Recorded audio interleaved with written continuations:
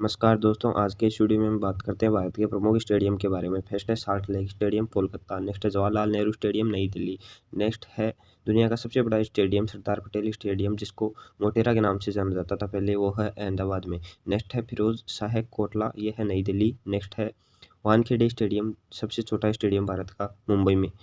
Next है Green Park Stadium Kanpur. Next है Chitra Swami Stadium Bengaluru. Next है Balayogi Athlete Stadium Hyderabad. Next है लाल बहादुर स्टेडियम हैदराबाद। नेक्स्ट है सवाई मानसिंह स्टेडियम जयपुर। नेक्स्ट है फटोडा स्टेडियम मंडगांव। नेक्स्ट है बेरबोन स्टेडियम, यह है मुंबई में। नेक्स्ट है ईडन गार्डन स्टेडियम, यह है कोलकाता में।